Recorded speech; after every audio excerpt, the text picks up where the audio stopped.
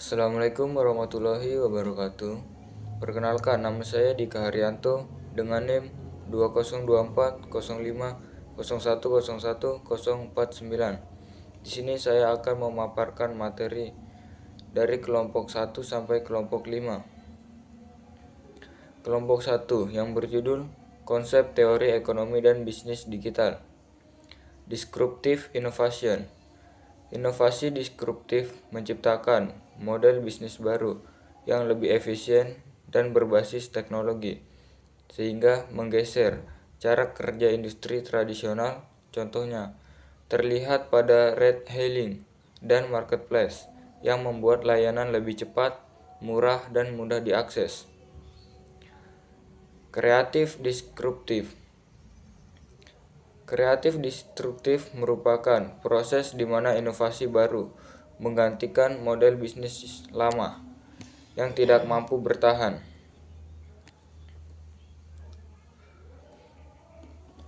Membuka ruang bagi regenerasi ekonomi yang lebih segar dan adaptif pada perubahan pasar. Mekanisme ini memperbaharui ekonomi dan mendorong pesaing. Sustaining Innovation.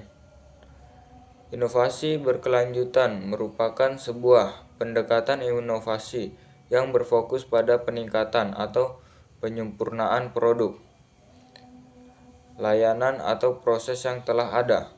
Tujuannya yaitu untuk mempertahankan posisi daya saing perusahaan di tengah pasar yang terus mengalami perubahan dominis. Selanjutnya makalah kelompok 2 yang berjudul Inovasi Kewirausahaan Berbasis Digital. Konsep inovasi kewirausahaan dalam mendorong daya saing dan keberlanjutan usaha. Inovasi dalam kewirausahaan merupakan elemen kunci yang membedakan seorang wirausahawan sukses dengan pelaku usaha yang hanya sekedar bertahan. Inovasi kewirausahaan mendorong daya saing melalui bentuk produk, proses, model bisnis, dan pemasaran digital, seperti penggunaan CRM dan Big Data untuk personalisasi. Faktor pendorong dan tantangan utama dalam pergeseran bisnis dari model tradisional ke digital. Perubahan ini didorong oleh yang pertama, kemajuan teknologi, yang kedua, perilaku konsumen yang lebih digital, yang ketiga, efisiensi biaya, yang keempat, akses pasar yang lebih luas. Adapun tantangannya mencakup yang pertama, literasi digital rendah, yang kedua, infrastruktur digital yang belum merata, yang ketiga, persaingan global, dan yang terakhir, ancaman keamanan siber. Baik, selanjutnya makalah dari kelompok 3, Lingkungan Bisnis Digital. Evolusi lingkungan bisnis digital. Evolusi lingkungan bisnis digital menegaskan bahwa teknologi adalah faktor utama yang mengarahkan perubahan perilaku konsumen, memperluas jangkauan pasar global, sekaligus mendorong lahirnya strategi bisnis baru. Peran teknologi dalam lingkungan bisnis digital. Yang pertama, teknologi telah menciptakan lapangan kerja yang baru yang sebelumnya tidak ada. Yang kedua, teknologi telah mengubah model bisnis yang ada. Yang ketiga, teknologi juga meningkatkan efisiensi dalam bisnis dan ekonomi. Yang keempat, teknologi menciptakan peluang bisnis baru. Regulasi dan kebijakan dalam lingkungan bisnis digital. Regulasi diperlukan untuk menjaga keseimbangan antara keamanan dan kemajuan teknologi. Aturan tidak boleh terlalu ketat agar inovasi tetap berkembang, tetapi harus mampu memitigasi risiko transaksi online. Inovasi dan aktivitas dalam bisnis digital. Inovasi dalam bisnis digital mencakup penggunaan teknologi baru, pengembangan produk unik, serta pemasaran berbasis data. Kreativitas hadir melalui diferensiasi produk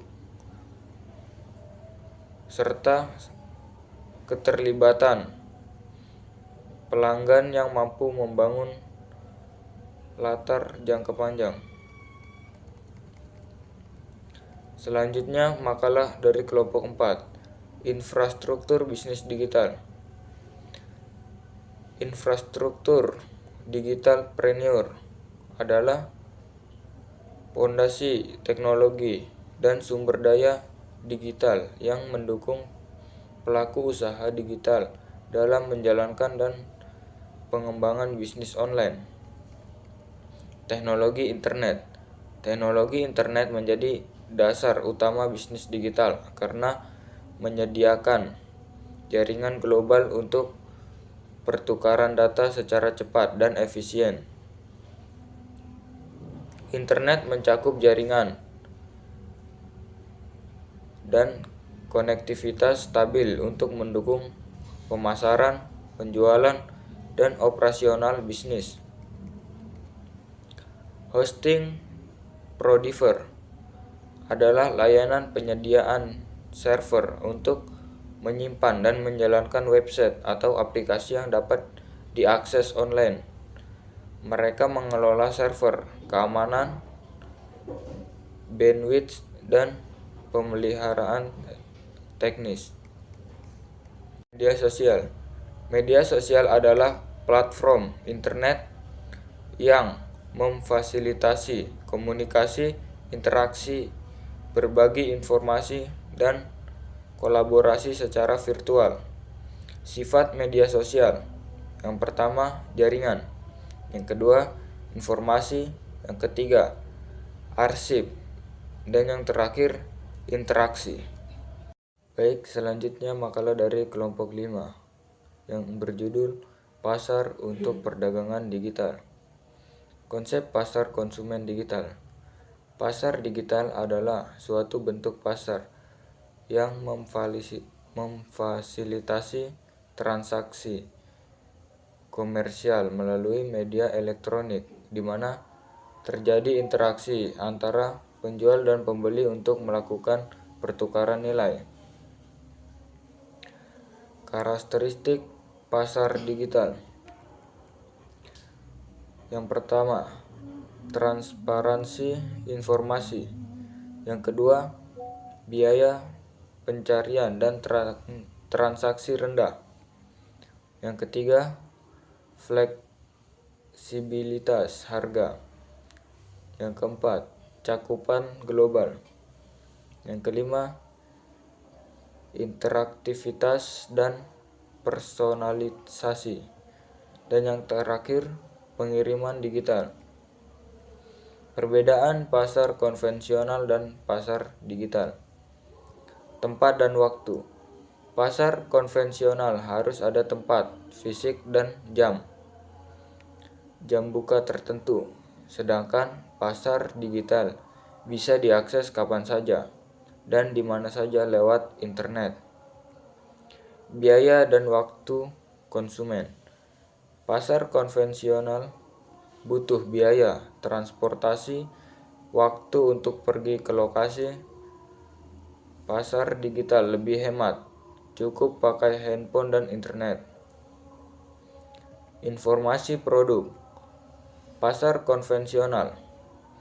Informasi produk terbatas pada yang terlihat langsung di toko. Pasar digital lebih lengkap. Jangkauan pasar. Konvensional hanya melayani perbarui sekitar koleksi. Sedangkan digital bisa menjangkau seluruh Indonesia, bahkan luar negeri. Perkembangan pasar konsumen digital.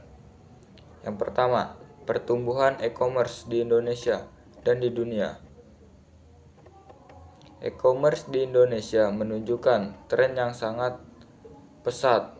Hal ini didukung oleh potensi internet yang luas, meningkatnya penggunaan smartphone, dan perkembangannya platform marketplace. Perubahan perilaku konsumen di era digital.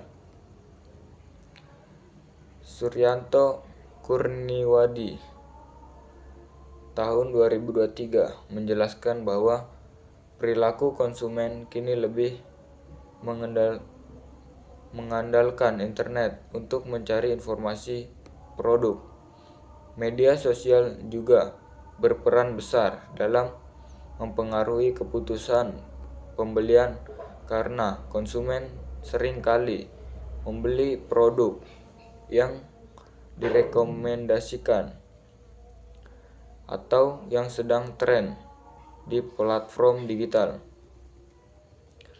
Faktor pendorong perkembangan pasar. Yang pertama, kemajuan teknologi. Yang kedua, akses internet. Yang ketiga, penggunaan smartphone. Dan yang terakhir, media sosial.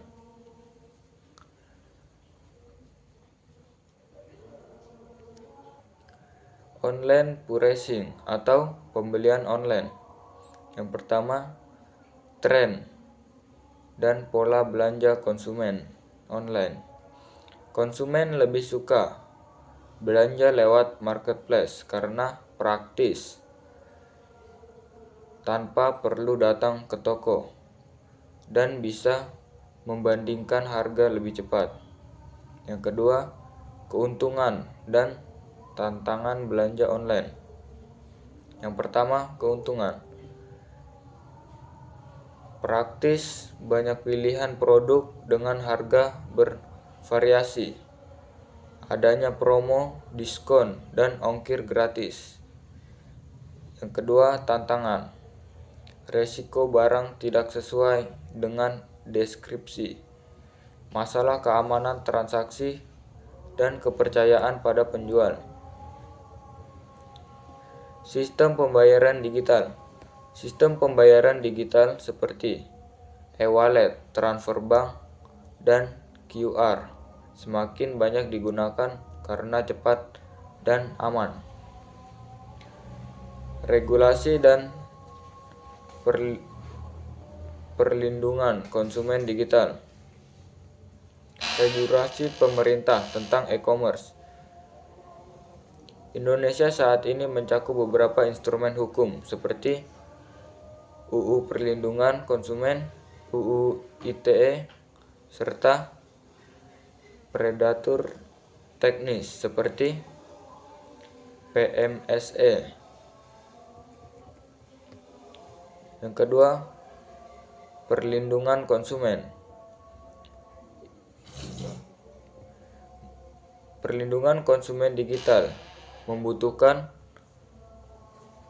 perlibatan khusus karena transaksi bersifat virtual dan seringkali tidak ada interaksi langsung.